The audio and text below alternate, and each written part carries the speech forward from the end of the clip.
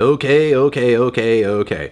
Hi everyone, Bethany Review Tano here, the internet's busiest music nerd, and it's time for a review of this new Shame album, Food for Worms. This is the third full-length LP from UK rock upstarts Shame, who have matured quite a bit since the release of their breakout 2018 album, Songs of Praise, which for me felt more or less like some boilerplate post-punk that didn't have a whole lot of distinct qualities to it. But for sure the band showed a lot of growth in maturity, versatility, and performance chemistry on the following Drunk Tank Pink a few years later. So while Shame has certainly proven themselves to be a very solid band, I kinda went into this LP hoping to hear them formulate something that felt or sounded a bit more specific to them. And at least some of the teaser material showed that we'd be in for something different, like the track Six Pack, for example, which at its core I think is a post-punk tune, but throughout much of the track you have this fiery kind of psych or hard rock riff that you typically don't hear blended with these kinds of vocals and drums. There are multiple phases the track moves through, a really climactic finish where that main riff comes back, and most interestingly, the lyrics come across like this David Byrne-esque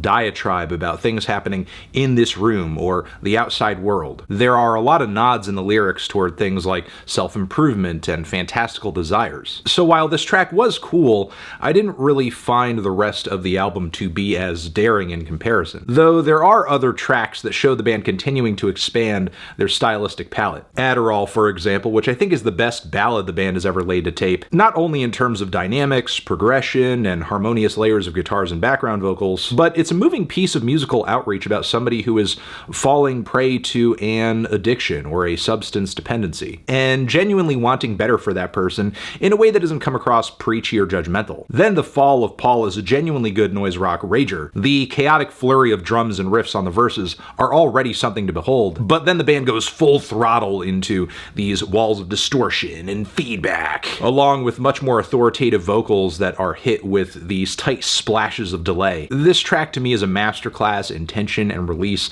The band is sounding tighter than they ever have, and you can really tell in this recording that the band tracked and put this record together in a super organic fashion. So while yeah, these tracks are highlights, they're cool, there are some newer moments in the record here that don't hit quite as hard. There's Orchid, which I think kind of sounds like a deflated Smith song with all the whimsy sucked out of it, though I suppose the super heavy ending of the cut is pretty cool. There's the track Yankees 2, which I also think is a bit of a standard indie rock affair, with a kind of unlikely chord progression. There's almost Pavement vibes coming off of this one. For whatever reason, I just think the tune on this one doesn't stand out. However, there are also spots on this thing where the band is kind of resting on their post-punk laurels and are still digging up gold, like the harmonious intro, Fingers of Steel, as well as ALIBIS, which I think has a standout chorus. I question that, I question that, I question that. The biggest letdown on the LP, honestly, is the final leg of it, where I think the band hands out a couple of relative duds. There's Burning by Design, which is another heavy rock ballad packed with angst. And tune-wise, I don't think it's one of the stronger moments here, and there's almost a bit of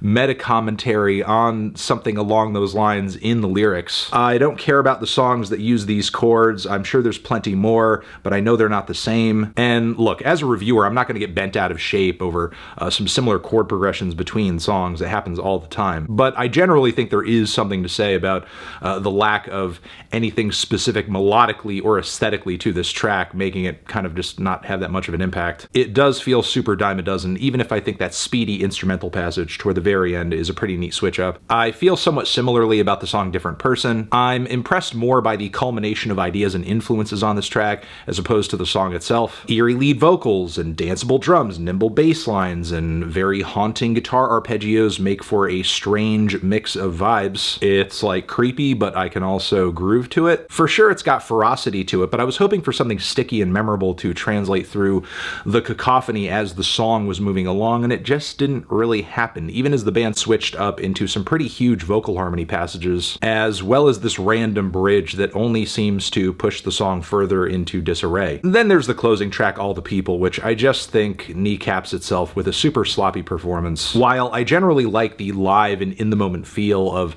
the songs on this LP, it gives the record a certain live feel that you can't capture merely by isolating and multi-tracking everything individually. And that intense in-the-moment performance energy is enough for me to overlook some of the muffled mixes on this LP, some of the sound bleed during the louder moments, but on this closer I think think this is the only moment on the LP where recording the songs in this way isn't to the track's benefit. Because, again, the performance and general sound of this one is pretty messy, which hinders this song that I think is trying to come across as a ballad or a more tender moment on the LP. Even if it's trying to convey these feelings of dejection and, I don't know, give a little slacker indie rock chic. I suppose at least the closing sentiments of the album are positive. All the people that you're going to meet, don't you throw it all away because you can't love yourself, which frankly I think is pretty sound advice, even if it doesn't have the strongest musical platform to stand on. But still, for Shame, I would say this is their best and most consistent album so far, their best crop of songs so far, their most explosive performances so far, but even at this point I think the band is missing a little bit of something. But the versatility, generally great performances, and